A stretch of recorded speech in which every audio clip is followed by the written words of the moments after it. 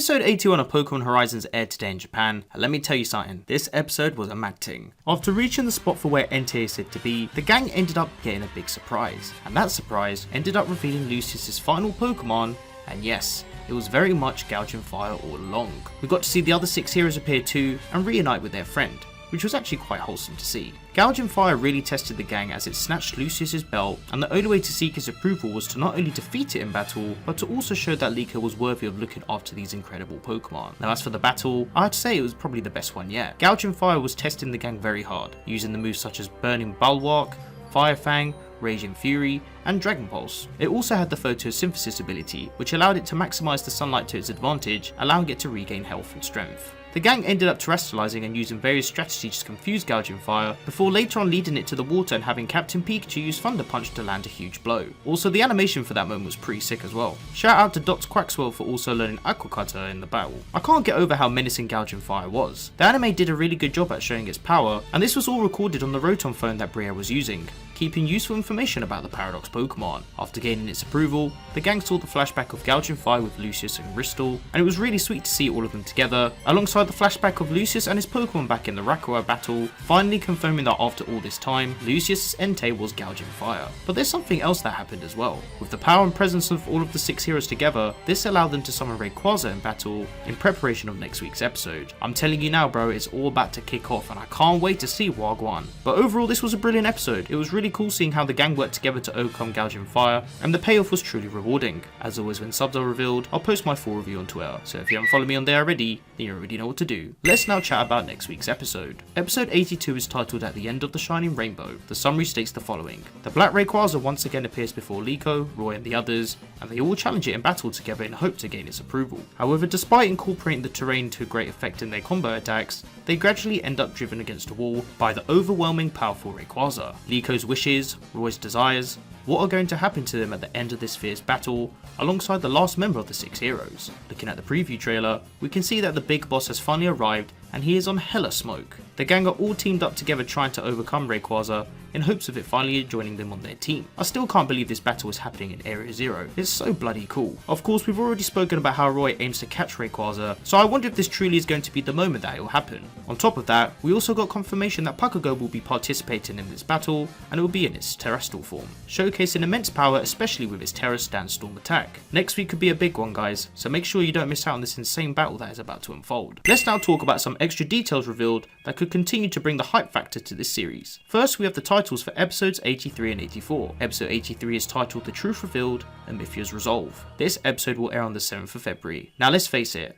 our brother here has been through a lot, and it's been a hot minute since we've seen him on the screen, especially after he was banished by his grandfather Gibeon. What intrigues me the most from this title are the words truth and resolve. From what we've seen of Amethio, we can tell he's lost. He's been lost in this void that he's unaware of what path he wants to follow, and he thought by following his grandfather's orders, this would define who he is. Well, we can clearly see this is not the case, and in fact, he has even worked alongside the Rising Volt tacklers on 2 occasions. The first was against Rayquaza in episode 45, and the other was with Liko back in episode 65, where they both worked together to escape the cave that they were trapped in. I've been going on for ages now how I believe Amethio is going to do a 180 on his character and follow a similar arc to Zuko from Avatar The Last Airbender. What if the truth about Amethio is that he truly does join the Rising Volt tacklers? And what if his resolve was to work alongside them and overcome the bad shown from the explorers? Amethio is a very good character, and he has a lot of opportunity to become a real anti-hero this series. I'm very excited to see this episode, alongside how his character arc could unfold with him complemented with loads of development.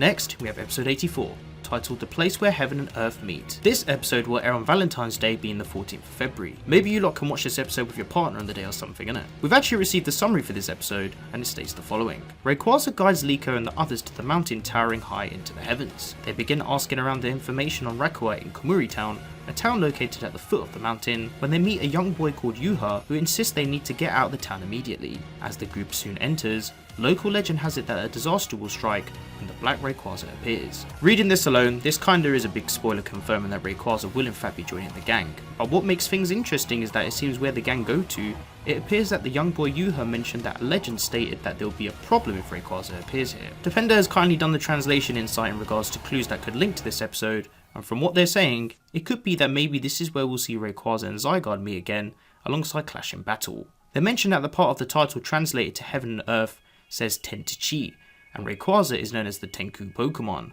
while Zygarde is the Chitsu Pokemon. Following correlation to the opening, this is probably where these frames relate to the episode. Bruv, I can't lie, this is looking a bit mad still, fam. If these two are going to meet up again and clash, then boy, we're in for a big treat. I guess we'll just have to wait a little longer for the preview to get some extra clues and clarification. Okay, let's now talk about episode 85. This episode is titled Arrival, the Paradise Rakua. This episode will air on the 21st of February, so it's finally happening. This is where we'll see the gang arrive in Rakua. Whilst I am a little shocked at how soon this is, then again the story has been building up with other events to later on inevitably showcase this happening. I wonder if this is where we'll see the new Rising Voltaclers shown, maybe with Amethio finally joining them, and maybe the gang would have aged in some capacity, especially seeing as the previous episode is them trying to find information about Rakua. So it could be that maybe they took some time to try and locate the precise location, and then they will arrive. But this is where things start to get even better, as episode 86 titled The Rising Voltaclers vs the Explorers will be airing the week after on the February the 28th. This is a big one, and I think we all know how this frame from the opening relates to it. I can't wait to see what happens from this episode. With the way these two teams have shaped their adversary with one another,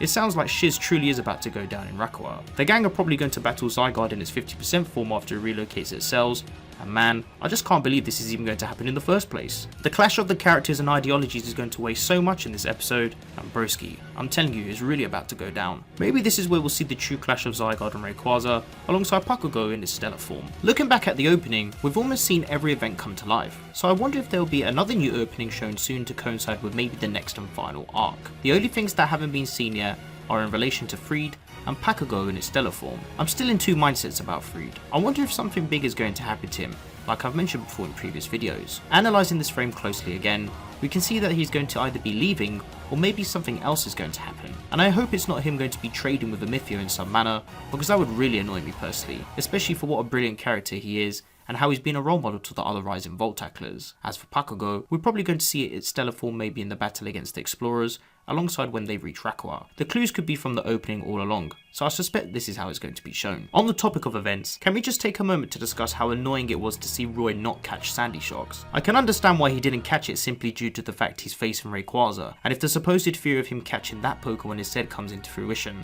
then of course it's going to be a much more meaningful capture. But I was just a little ticked off at the fact that he didn't catch Sandy Shocks. This is the second Pokemon Roy has supposedly bonded with along the way, shared some wholesome moments with, and said to it that it will reunite again with it soon, with the first being Capsakid. Okay, I get that's a figure of speech most of the time within the episode, but still, like, what is going on? In the long run, I totally understand, because ultimately Roy just wants to catch Rayquaza, and even though he did catch Wattrel, the build up for this catch has been more meaningful and has greater importance to the overall story. But then again, there's no harm for our boy to try and catch another Pokemon if he wants to, especially seeing as we know there are multiple trainers that own multiple Pokemon with multiple typings that correlate to one another. I don't even know what Input to say in regards to future captures for Dot, because at the moment she seems to be rocking fine with the current Pokemon she has. But then again, if Roy does catch Rayquaza, and with Liko having Pagogo, then which Pokemon will Dot get? It seems the story will most likely be shifted into its final arc during this time, and Pokémon Horizons truly hasn't disappointed. I'm very excited to see how the story continues, and as always, if you enjoyed the video, then be sure to leave it a like, subscribe for more Pokémon Horizons coverage and Pokémon anime content.